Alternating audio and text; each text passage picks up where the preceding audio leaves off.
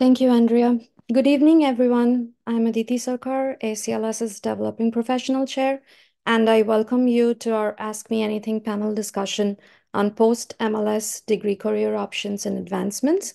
We are privileged to have a distinguished panel of experts with us today: Lydia Bertram, Patty Jackman, Mark DeLuna, Tywauna Wilson, and Heather Hilgert. We will begin our session with each panelist introducing themselves and providing insights into their unique background and areas of expertise. Taimana, do you want to go first? Sure. Good evening, everybody. Are you able to hear me okay? Awesome, awesome. Well, good evening. My name is Tywauna Wilson, and I have been a medical laboratory professional for 20 years this year. So I have a background as a medical lab scientist. I have worked in various areas of the laboratory, from generalist to working in clinical chemistry. I did go on to get an advanced degree, so I have an MBA, and I did that strategically based off of where I wanted my career path to be as a healthcare leader. So not only in the laboratory, but also as a recognized leader in the healthcare or hospital space. I currently serve as the System Director of Chemistry for a regional lab in Dayton, Ohio, where I have 10 laboratory locations that report up through me for all things chemistry and toxicology. And I also own my own leadership training, coaching, and development business. So I get to work with medical laboratory professionals, healthcare leaders, and other executives to help them be the leader that they've always wanted to be and have the career that they're proud of. So that's a little bit about me. Thank you, Taimana. Heather, do you want to go next? Yeah, thank you for having me here today. My name is Heather. I am from Southeast Minnesota, where I work at a large medical facility. And right now, I am an assistant supervisor for one of our many specialty laboratories, and that is the Infectious Disease Serology Laboratory. I also will be celebrating my 20-year anniversary as a medical laboratory professional this year as well. My educational background is that of a biology degree, and I just recently finished my master's degree in medical laboratory science leadership, and I am looking for my next adventure. So thank you for having me. Thank you, Heather. That's wonderful. Patty, do you want to go next? Sure. I can't believe I'm saying this, but this is my 30th year in the laboratory field. I graduated in 1994 with my BS in medical technology from Thomas Jefferson University in Philadelphia. I have optionally chosen to maintain my certification as an MLS with ASCP because I feel that continuing education is vital in our field. I had worked a variety of jobs prior to joining New Jersey Department of Health. For 14 years, I worked in hospital and clinical trials labs. I taught urinalysis and biological fluids. I even sold coagulation reagents. And then I spent 13 and a half years as a surveyor for the New Jersey State Clinical Laboratory Licensure Program, and then was promoted to the Federal Clinical Laboratory Improvement Amendments, aka CLIA, program manager 2 years ago. But I'm still an employee of New Jersey Department of Health. Thank you, Patty. Lydia, you're up next. Hi, my name's Lydia. Thank you so much for having me tonight. Unlike everybody else, I am kind of an untraditional laboratorian. So, by degree, I'm a microbiologist. I have both my bachelor's and my master's in microbiology, but currently I am a clinical research coordinator and I work in pediatric pulmonary medicine. So, interested to hear what everybody else has to say, and thank you for having me. That's interesting. Mark? Good evening, everybody. My name is Mark. I live in Gainesville, Florida. I work for UF Health. I've been here for 14 years. Graduated from the University of West Florida in 2010 and Rutgers University with my master's in CLS. And I'm currently a DCLS student starting pre-residency this year. I have 5 years of technical supervisor experience and currently the quality assurance coordinator at UF Health with overseeing all the laboratories within our system. I also work and rotate in our freestanding ERs, as well as work in another facility, the HCA Florida facility freestanding ERs as well. So I've been everywhere in Gainesville pretty much, so experienced with that. Thank you, Mark. Thank you for the introductions. I will now start by addressing questions that we received from our registrants. If you have additional questions, like Andrea mentioned during our discussion, please type them into the chat box and I'll read them to our panelists for responses. So my first question to you all is, how did acquiring an MLS degree shape your career progress and influence professional decisions?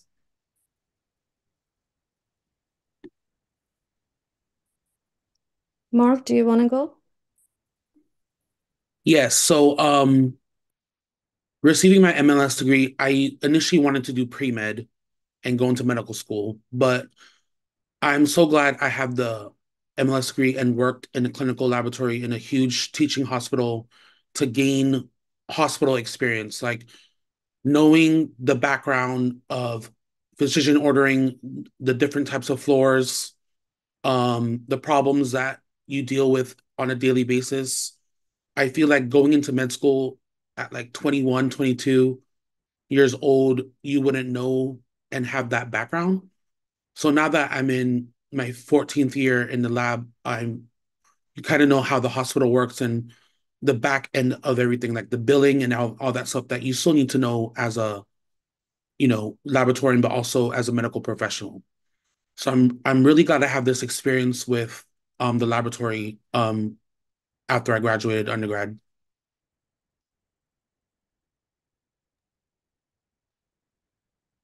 Well, for me, having a degree in medical laboratory science opened up many doors. Fortunately, when I was going through my clinical training, I had a mentor, one of the medical lab scientists at the time. She said, if you have a degree in medical lab science, you'll be able to do anything. And I held on to that thinking that I could do anything and I could work anywhere. So I've been able to work for government labs. I've been in pediatric facilities, academic medical centers. I was fortunate enough to start a mobile diagnostics program. So it was a slight detour from the regular laboratory. But what was interesting about that experience is that they were looking for somebody that had a business background and radiology experience. And it was because my experience in the medical laboratory that made me a prime candidate. They didn't even know they needed the skills that I possess. And so, being in the medical lab, you develop collaborative relationships, right? So, you're working with nurses, you're working with physicians, you're working with other allied health stakeholders. And sometimes we don't always think that that's a skill or that's a benefit, but it allowed me to be able to work with different stakeholders, different partners, and able to sell our service. Our primary service in that space was mammography. And at the time, I had never even had a mammogram before, but it was my skills that I learned in the lab, the critical thinking, the fostering relationships, the collaborations that allowed me to be successful in that role. So here we are 20 years later, and I've gotten to do a variety of things, even today, where I have team members at 10 different locations in a variety of cities across our regional area of Dayton, Ohio, Southwest Ohio. And it's been able to allow me to collaborate because I'm not at every lab every day. It's been able to allow me to build strategic partners, especially with our clinician stakeholders, our people in the C-suite. And so this degree for me it's been a game changer, and it's because I held on to that thinking that this degree was valuable and I could do anything with this degree. And I never left it. My mentor didn't say, you'll have to stay on the bench and this is all you could do. She really empowered me to think differently and have that growth mindset. And it's really been a game changer. I totally agree with you, Tywauna. I believe in the same. Patty? Yeah, it's funny. I wanted to be back then what we called a medical technologist from the time I was 10 years old. My cousin was a medical technologist and took me through the precursor of LabCorp. It was National Health Services Lab down in Virginia when I was 10 years old. And that was it for me. That's all I ever wanted to do. I had no other trajectory path besides that. So, I knew that that's always what I wanted to do. But even as a new graduate, all I knew about was working the bench, maybe being a supervisor someday, teaching. And it's interesting looking back, like nobody did ever tell me that there's all these other options that you can, go into. So for me, that was the only path. I just happened to fall into where I am now. And I'm very glad I did. Some days I do miss the bench. I miss working in the lab. I specialized in hematology, but I love what I do now. How about you, Lydia?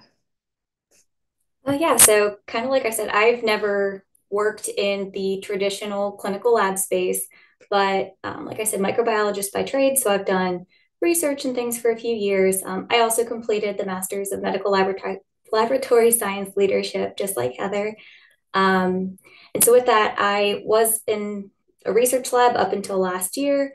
In March, I'll be a year in my current role, but using the skills that I got out of that class, leveraging that with what I'd already known previously, makes me a better research coordinator because not only can I advocate a little better for my patients based on what they need, what parents need in the moment, how I can talk to doctors, coordinators, laboratorians, but it helps me overall be a better liaison and understand my role and understand what people need from me in my role better. So super helpful. Great. Heather, would you want to add to that? Sure. I do not have a bachelor's degree in medical lab science. Like I said, it's in biology. However, I have been a medical lab professional for my whole career. So I think looking back, if I could go back and do it over again, I would have pursued a bachelor's degree in medical laboratory science and become a certified lab tech. Now I can still do that today. And one of my goals for 2024 is to sit for the Diplomat of Laboratory Management ASCP certification test. That is my goal, even 20 years into my career.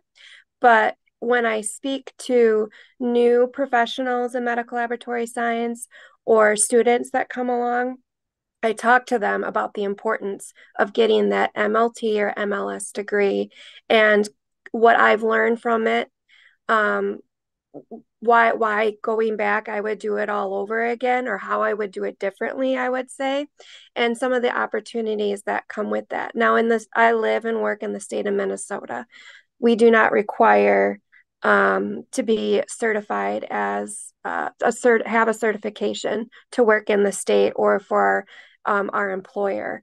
However, I do see the benefit of having that certification and going through that training, especially when you enter the workforce. You kind of are a few steps ahead of people coming in with a hard science degree into a medical lab professional field. So I just want to emphasize that, getting that MLS or MLT degree definitely would be a leg up. Great. Moving on to our next question. After obtaining your MLS degree, is your current position what you had initially intended to pursue, or was it discovered out of circumstances?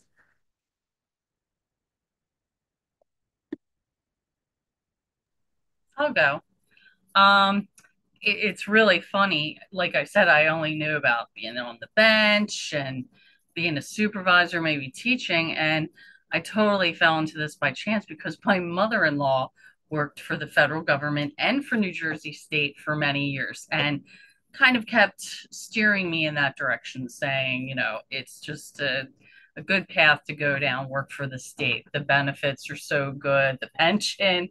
And so I started looking on the New Jersey State Employment website, and I thought, oh, I'll look for a job in the public health labs.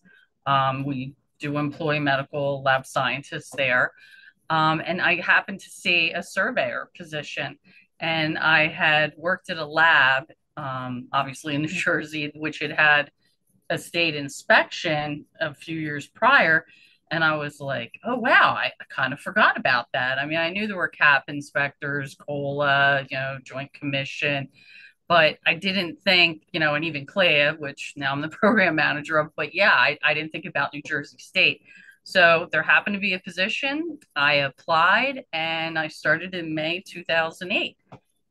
So, it's just total luck. I would have, to be honest, I never would have thought about doing that unless my mother-in-law had kept pushing me to try to get a job with New Jersey State. And I'm so glad she did because, I'm going into my 16th year now and I'm very happy there.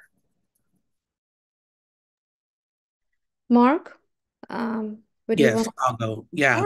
So, yeah, this degree, I never expected to be in management. I never expected to help lead a total lab renovation and automation renovation. And you just never expect anything. Like in 2013 or 14, we opened our first freestanding ED in Gainesville. And now there's like 7 of them. So I believe it's like there's so many opportunities that this degree can get. And with at least with my facility, there's so many opportunities that you can do within management and just as a regular tech. Like I believe you have to take advantage of all those opportunities so that you can learn and meet people and network and because you're never going to know what connections you're going to have in the future. So it's good to meet and work with various vendors, various analyzers and instruments, so that your reputation and your resume, you have all that experience. So I'm glad that I was able to, gain all this experience just being kind of thrown into the lion's den of management. But I mean, I don't think I'll regret it with what I have with what I know now. Of course. So Heather, wherever whatever role you are playing now, did you always wanted to play that role from the very beginning? So I'm an assistant supervisor now. No, I definitely never thought I would be supervising a large reference laboratory and all of the employees that are part of it. I performed in a lot of different roles leading up to this point. I would say that starting out, I thought that I was going to be at the bench, I was going to be technical. Then you get into the profession and you realize that we're human, like we're people too. And I started becoming a lot more interested in collaboration, how we work, together, teamwork, what's best for the people of the laboratory over this, what we think of what's best to make this laboratory put out the most results. And employee engagement. And I think a lot of that started when I entered into the MLS Leadership Master's Program, is when I realized some more of my passions was less about the technical side and more about the people side, but of the laboratory. And I started digging into that a little bit more as well. But to expand on what Patty and Mark have already said too, just say yes. If some weird opportunity, even if it scares you, even if it's something you've never done before in this profession, just say yes. So things I've said yes to that have brought me into some weird, crazy projects is like helping a lab in Tijuana, Mexico set up, their quantiferon TB testing, being part of our clinic's White House task force for the COVID-19 response, becoming a subject matter expert in something, and then all of a sudden everybody in the nation is coming to you and asking you questions. Like, just say yes to all the opportunities and take that adventure and find out where it lands you, because you're gonna love it.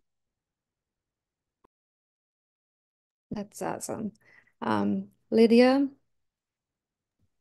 Yeah, so I really appreciated Heather's perspective there, and hearing that everybody else kind of just landed and took the opportunities as they came was really great to hear as well. So like I said, I worked at a bench for years, and through the medical laboratory science leadership program, I also learned that I was really into communication and more so the people aspect than the technical aspect. Not to say that I don't love the bench anymore. I mean, the lab will always have a very special place in my heart, but seeing that I was able to work more closely with patients directly and impact their experiences, impact what they're going through, was really helpful for me. So it was a great change of pace for me. Like I said, we'll always miss the lab, happy to take on any lab opportunities, but I'm really loving that I am able to morph and change my current field. And I'm also a really good contact for people. So a lot of the people in my field and in my team aren't necessarily from the same background as me. Yes, we all have hard science backgrounds and things like that, but having a more technical thought process and method behind my madness of how I approach things, it makes me a pretty good asset for my team, because like I said, we see lab results, we interact with our patients on a daily basis, we are kind of the liaison between patients and our physicians. So it's nice to have a decent technical background and know, hey, this is how this works. I can put this into layman's terms and make these results make more sense. I can help you figure out what drugs you need to be taking, what things can be helping you out.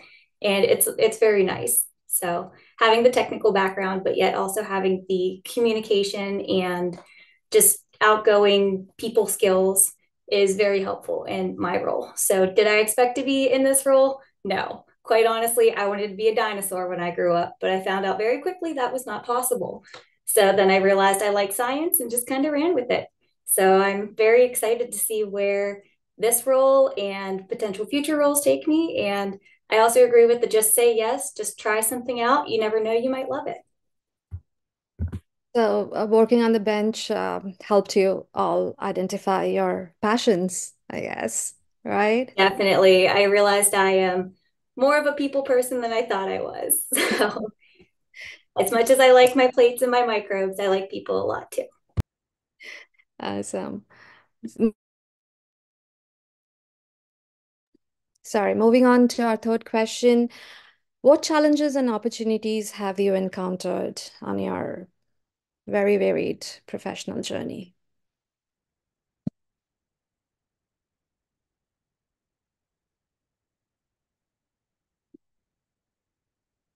Tywauna?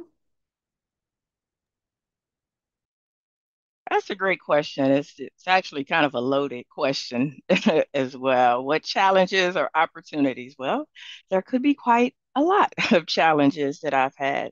So when I think back of being in this profession and entering the profession, I again have to go back to that early mentor that said you can do anything.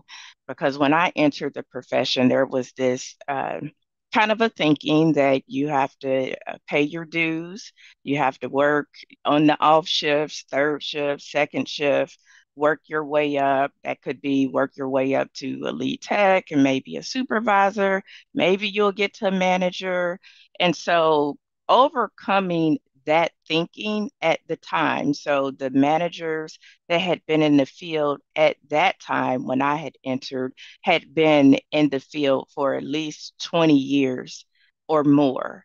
And so if you think about it, you go through school and you have all these big dreams, these big ideas, and you get into the real world and they're like, well, you got to pay your dues, you got to do your time, you got to, like I'm on some jail sentence or something that is like, okay, how is this going to be possible? Because I always knew that I wanted to be a leader. I wanted to be a manager or above. So I did know that, but it was how was I going to get there in a field where the opportunities could be relatively flat, meaning that there's not a lot of lead tech roles in one organization. There's not a lot of manager roles in one organization. There's not a lot of director roles. So what do you do in that case? Do you wait around for your opportunity to come available?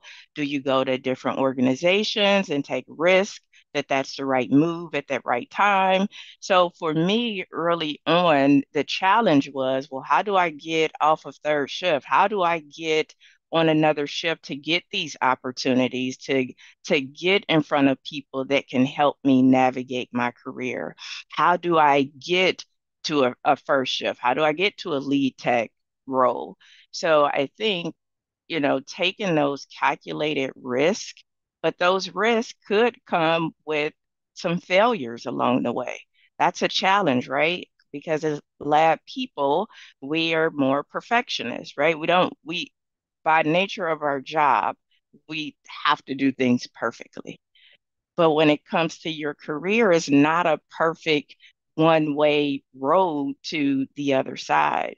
So some of the things that I learned early on is the certification test. That was a big obstacle for me. I could not pass that certification test to save my life. Right. So my career could have been over just at that point. So I like to tell up and coming medical lab professionals that just because you fail a test or just because you fail an early obstacle, it doesn't dictate how your pathway is going to be. How you start does not dictate how you will finish. It took me 3 times to pass my certification test. Here we are today. I've mentored and coached medical laboratory professionals all around the world. I've been able to train scientists in Africa in their laboratories so that they can combat HIV and AIDS. I serve as an executive sponsor for many up and coming youth and people in healthcare. Why am I telling you this? I'm not telling you this to blow my horn or anything like that. I'm telling you this that you can have some failures, you can have some missteps, you can have some things that don't work out early in your career, but it does not dictate your pathway and it does not dictate where you will ultimately end up. So I definitely want to tell people that, because when we think about overcoming obstacles, sometimes we try to sidestep those failures, but those tools are learning lessons for us. And if I didn't have some of those early failures, some of those early obstacles, I guarantee you I wouldn't be resilient and I wouldn't be here telling you what I'm telling you today.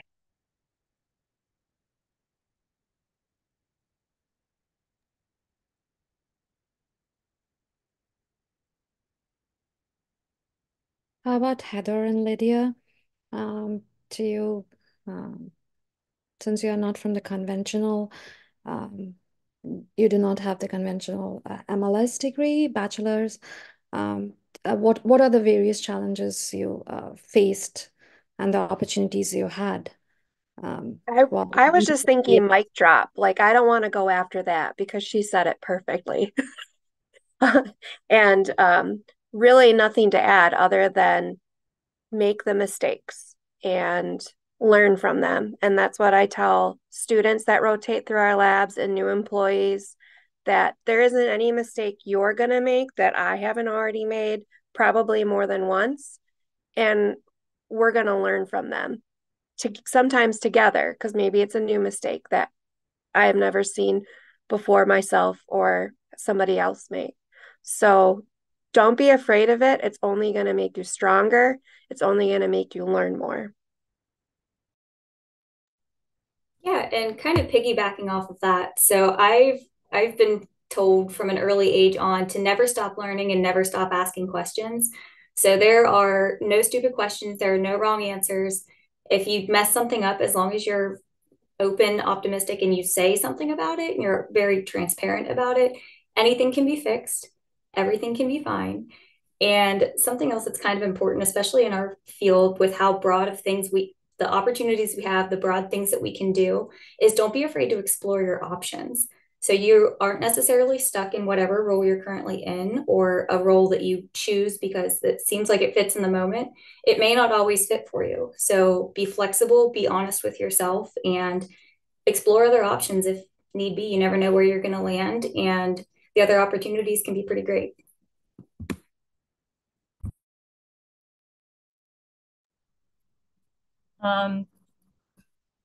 I was just thinking my challenges and are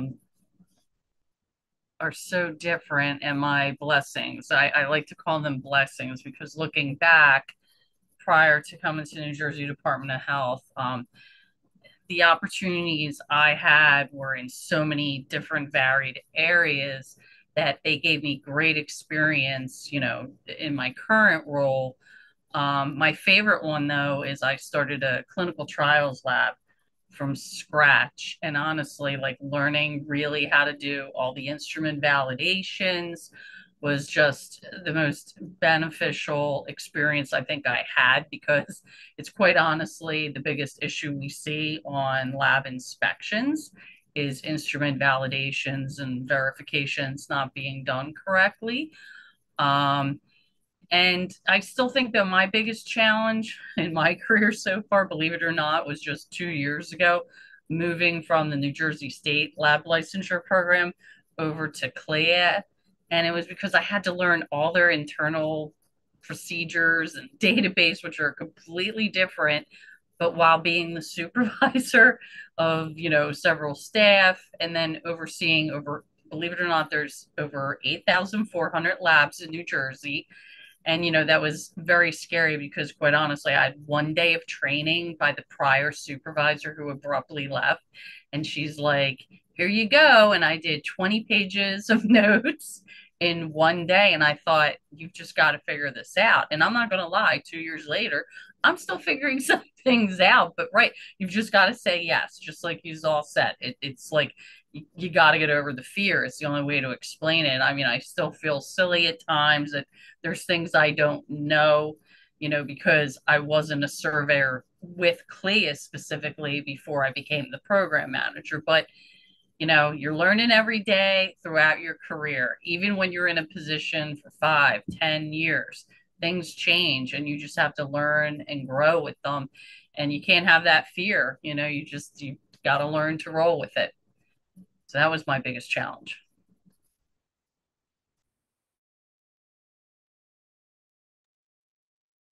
So accept your failures and learn from your mistakes and grab the opportunities, right?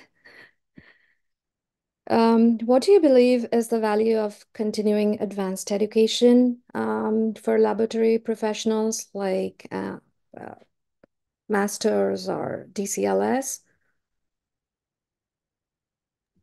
I can kick this one off. So I approached the Masters of Medical Laboratory Science Leadership program in, I believe it was 2021. I wasn't super sure if that's what I wanted to do or if it was the right program. I was kind of bouncing around an MPH as well, or an MBA, just like something else to put in my toolbox. And I'd stumbled across this program and realized, wait, this is exactly the path that I kind of wanted to go down anyway, because kind of like Heather said, I don't have the bachelor's of MLS. My school at the time when I was doing my bachelor's degree didn't have that program as an option. Had I known about it, I definitely would have done it, but microbiology was a perfect close second. So being able to take my background and take the skills that I'd already had and translate them into this new master's degree program was really nice for me to both open my eyes of further opportunities that I could do in a medical laboratory setting, and also gain further experience that I wouldn't have otherwise had, be it if I took the traditional MLS route with a bachelor's degree or just stayed on my path as I already was on with my microbiology degrees. So having the opportunity to advance in, especially in the medical laboratory science field, is a wonderful opportunity, I think. So it's definitely something worth, if you're considering advanced degrees, it's a great idea to advance into. Yeah, to add to that, having a master's will definitely help you if you want to become an adjunct um, instructor. So I was able to become an adjunct for my alma mater, University of West Florida, as well as our local college here, Santa Fe College. So having the master's is, I believe it's not only it'll help you, but it's also a requirement to teach undergrad here in Florida at least. So um, that will help you with the material and also in your workplace. So you'll have material to help incoming students as well as regular new techs. So the material from that you learn from your masters and also in management, because at Rutgers, you are able to kind of cater the courses you take depending on your specialty. So I've been a generalist my whole career. So I didn't take blood bank or micro. So that's a whole different area that you can focus on. So you have those choices when you obtain your master's. And with the DCLS program, that's a whole nother world. It's a whole lot of things going on currently. After COVID, the world changed. Um, so now there's so many issues and so many problems that occur, at least in my facility, that hopefully with the DCLS background, my future job will help, not only like educate nurses and doctors on the lab, but just like have that liaison for, genetic counselors and other professionals that do not know what lab is. So there's a lot of work to be done, at least here at my facility with the DCLS, but I'm hoping to kick that off at UF and hopefully get on the right track with them.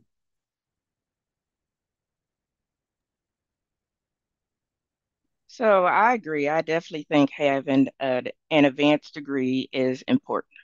I know for me, if I didn't have my MBA, it would have been very hard for me to break into management at the time that I did. And if most managers now have some sort of master's degree, organizations are requiring it. Now, what I will say for those who have not gotten an advanced degree or additional credentials is I would, one, look at where are you trying to go with your career to see if that advanced degree makes sense. So I get these questions all the time. Should I get this degree in molecular biology? Should I get this degree in this? Well, it depends on what you're trying to do with it, right? Because there you can have as many degrees and as many certifications and credentials as you want, but it doesn't mean they're all going to pay off for you. It doesn't mean that it's going to open up another door, right? You would think if I get a master's degree, it's going to open up another door. That's not necessarily the case. I will tell you that when I did get my master's degree, I had my master's degree for at least a year and a half before I even got an opportunity. So I already made the investment in obtaining that degree, investment in time, investment in my financial treasure, and it did not return an immediate return. So think about where it is that you want to go, where it is that you want to take your career. And the first thing that I would say is get out and talk with people who are doing some of these roles that you think you want to do.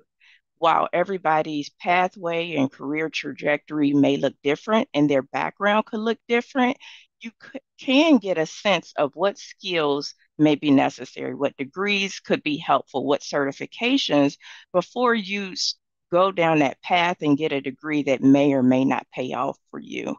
You also want to be realistic in that why am I getting this degree? Am I getting this degree because I want an advanced level role? Am I getting this degree because I want to make more money? Am I getting this degree just so that I can be competitive and even be considered for this opportunity? So, those are things that you have to consider because I see people get a lot of degrees and a lot of certifications and they don't turn out the outcome. People have asked me, well, do you plan on getting a PhD or a doctoral degree? For what I want to do, I don't need a PhD or doctoral degree. I don't have anything against it, but I don't need it for the roles that I desire to take. Now, Would I like to be Dr. Wilson one day? Sure, but I would be doing it because I just want to be Dr. Wilson, not that I'm looking to make additional money or for to open up additional doors for me, although it could, but it may not necessarily do that. And you have to be okay with that as well if your degree options that you choose don't open up the additional doors. So that's one thing that I want to stress about degrees and certifications is that have a plan for it because I meet a lot of people that go down that road and then it don't turn the outcome that they expected because they didn't have a plan when they originally went into it. Just because you have the degree doesn't mean it's automatically going to open up some additional doors. And I will say, in addition, if you do want those degrees and certifications, that's nice. However, don't underestimate the power of mentorship. Don't underestimate the power of getting into some of these leadership training programs because that is going to help you along your journey as well that you may not be thinking about, but it will open up some doors. I will tell you from personal experience, being in leadership programs, having networking opportunities, opened up a few more doors than just having my master's degree with my years of education and experience. Tywauna, you made an excellent point. I always keep wondering that which degree should I pursue next to climb up my career ladder. But this is so true that you need to first set your goal and prioritize your career goals and then go for it. Go for an advanced degree.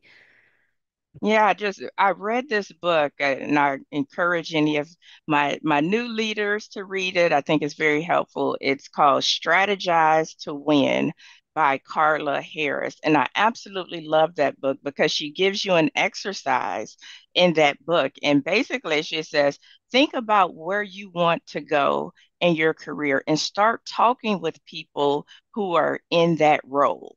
What skills did they have? What education did they have? What volunteer? What network of people did they have in their circle? And talk with them that way as you start to go through your career and seek opportunities. You have talked with people that are in those roles. Some of my roles I've looked into, timing was perfect, things worked out.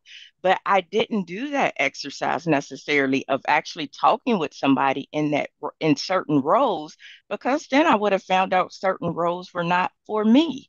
You know, you can go by the job description, you can go by the credentials that's needed, but until you talk with somebody that's in that role and they say, yeah, you're going to be taking call all the time, you're going to have to be available all the time, you're not going to really get this type of support or whatever the case may be, you may be thinking something is a glorious opportunity, but it may not be the best role for your skills. So, Strategize to Win by Carla Harris is a great book if you're trying to figure out where you want to go and be in your career.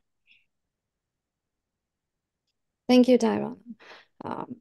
So moving on, what we have briefly discussed this already, but how have professional certifications and specializations or additional training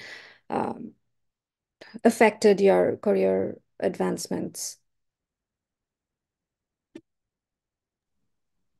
I'll answer this one. I think, like Tywauna said, definitely leadership training is so important. I only have a BS degree, but I've done leadership training since I was at Thomas Jefferson University. And fortunately, New Jersey Department of Health feels that's also very important. So I was being groomed to actually take over eventually the state licensure program. So for the past like 6, 8 years, I had been attending leadership training, and it was just so beneficial. I really did learn so much for it. I also think there's definitely respect for certifications such as ASCP for those of us that are MT-MLS. That's why optionally choosing MLS was important to me because I thought, like, I always prioritize continuing ed. even before changing to the MLS, because how else are we going to keep up in our field? It's like you can't imagine in 30 years, like back when I graduated in 94, PCR didn't even exist. It was just a completely different world. And I am shocked when I meet people that do not do continuing ed at all. And I think, how do you keep up? I have trouble keeping up even with continuing education because I'm expected to really know every specialty. And of course, that's, quite difficult. Like I said, I had specialized in hematology, coagulation, urinalysis, and then did do chemistry and endo, but I had never worked microbiology, to be honest. So I've really focused a lot of my continuing education on microbiology because I'm out there inspecting it and supposed to be the expert, and yet I've never actually worked in micro. So yeah, I think that's, very important to, yeah, do certifications, continue in education. Yeah, I think that's definitely a top priority.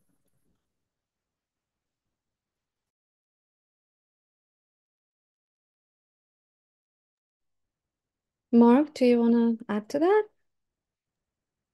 Yeah, I think a lot of the things that you do in the lab, like if management would give you a task like with CAP, especially with inspections, you have a self inspection one year, then your actual inspection the next year. So you're constantly learning every year.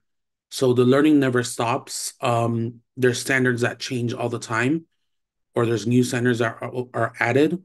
So with our facility, we have CAP.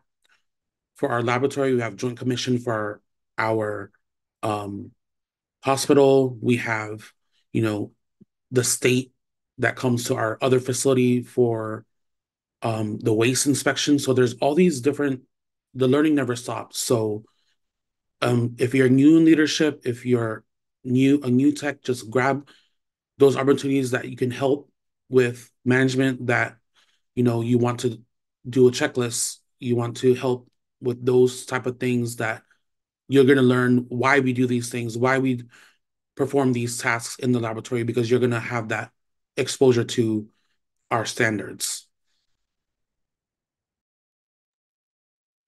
We've been talking a lot about advanced degrees and certifications and continuing education, but I think it's important to remember about professional development too. And when I say professional development, I'm thinking about things like um, having crucial conversations, giving and receiving feedback, leadership, being a better communicator. My personal topic these days, the culture of psychological safety. These are tools that hopefully some of your employers are offering you for free. If not, there are other resources out there where you can learn and practice and do better with these things for professional development for free.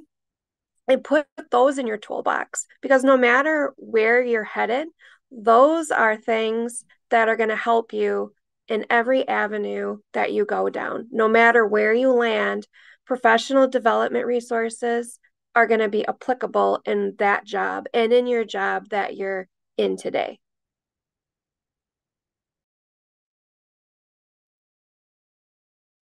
That's so true. Heather, we have a question from Christine in our chat box, which resonates with our next question. So I'll just read it out to you. Would you agree that it's a combination of having the advanced degree and knowing how to network that helps one make the most out of the degree? So I can take that one, hit it off. So definitely, both having the advanced degree and knowing how to utilize your network, utilize mentors, people that you can talk to, definitely helps you make the most out of your degree. So it's a plug for getting the advanced degree as well, if that's something that you feel will best suit your path and best fit where with your goals are aligning.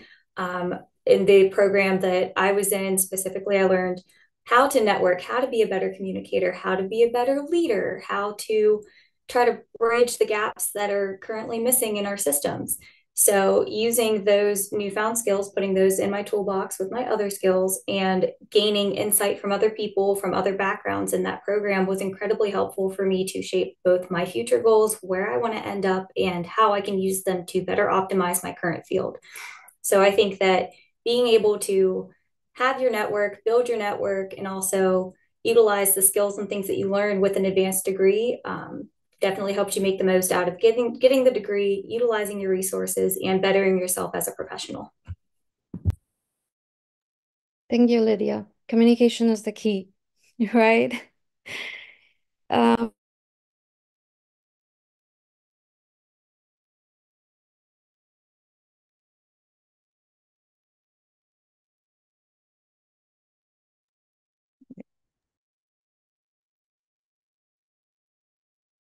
You know what? We may have lost Aditi.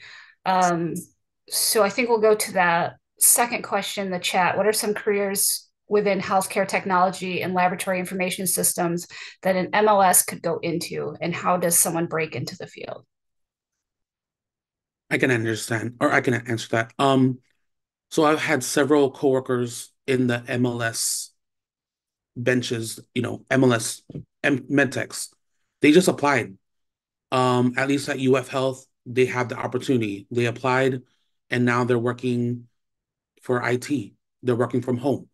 So if that's what you want to do, you want to work from home, that's a great opportunity, because I think they need lab people who know the process, who understand the bench work from start to finish, get into the IT world so that they can help us build whatever we need to build, especially with micro.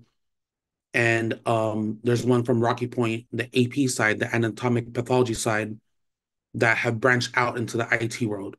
So having them as your peers before and now in the IT world is like super helpful. So yeah, if your facility offers that, go ahead and just apply. It's not like we don't want you to go. We always feel that way. We don't want you to leave the lab, but you're going to be our resource in the future. So that's going to be a good opportunity. Thank Is there you. anyone else? Oh, are you back, Aditi? Yes, sorry. Okay. So We are Aditi, just so you know, we're asking the question that John Davis put in the chat. Yeah. Mark answered it first. Yes. Does anyone of you want to add to that?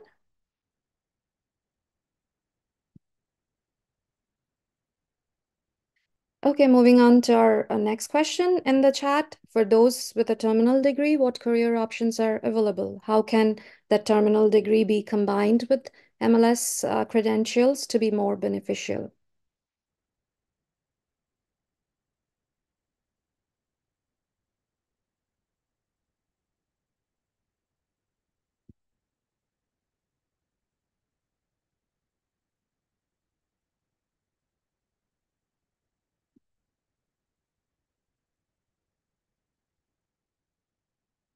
Tywauna, would you want to take that? So I think it depends on where it is that you want to go, right? So if you think about the traditional lab, there's two landscapes. There's the technical leaders and then there's the people leaders. So you have to think about where it is that you want the degree to take you. You can have a MBA, MLS, ASCP, but it doesn't mean that you might be the ideal choice for the clinical trials industry, right? So it really kind of depends on where it is that you want to go with your career, what it is that you desire to go on, how that pairing may make sense, and if it's going to give you a competitive advantage or not. It's going to be those other things that make you different and unique that will give you that competitive advantage, not just the MBA or MPH or any of the other degrees. So a lot of my opportunities have been because I have things that are unique about me that if you put me against somebody else with an MBA, MLS, ASCP, these things are different. One of the things that I would say for all of the professionals out there is regardless of if you want an advanced degree or a certification, is prepare your skills for the jobs of tomorrow. like Patty said earlier, PCR wasn't even a thing that was talked about when she entered the field. Now here we are, everything is PCR, right? And so I know people get hung up on artificial intelligence and machine learning, and is it going to take my job? Well, it's going to take some jobs that are here today, right? But the people that are able to endure and the people that will be in demand will be people that have skills that are relevant to the jobs that are necessary for tomorrow. So that's a big thing that I want people to kind of think about. Does your skills align with what is going to be needed tomorrow? Don't worry about the pairing of MBA or MPH or DCLS. Is your skills going to be relevant for the jobs that we will have tomorrow?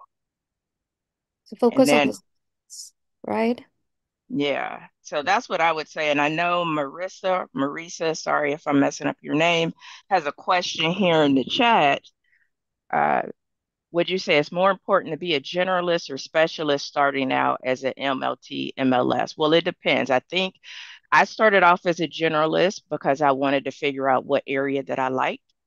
So I worked in chemistry, hematology, blood bank. I think it was very foundational for me to get the experience and get the critical thinking in various areas of the laboratory. And then I could specialize. So I started wide and then got narrow, right? Based off of what I wanted to do.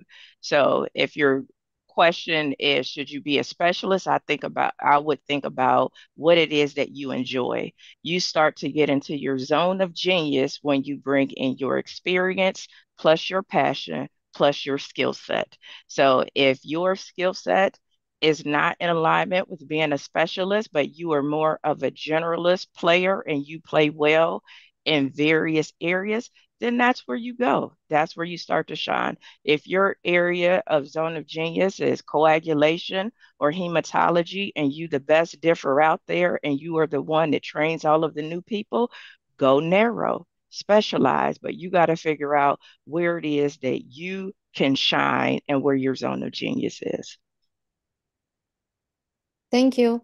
We will wrap up today's discussion with one final question of what would be your advice for our new MLS graduates and early career professionals?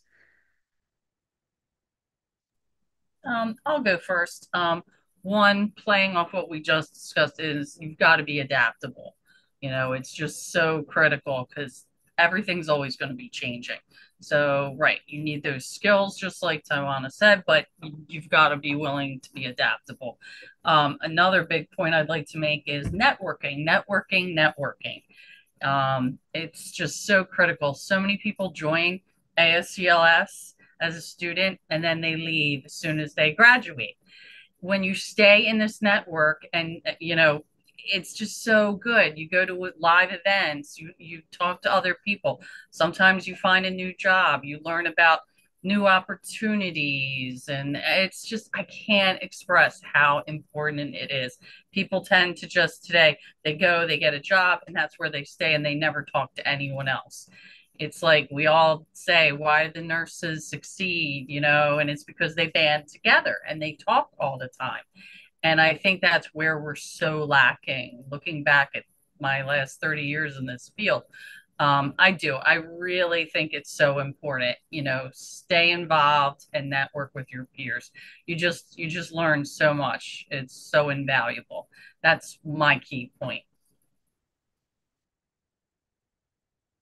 Thank you, Patty. I totally agree with you. I have learned so much and I'm learning so much every day from my ACLS family.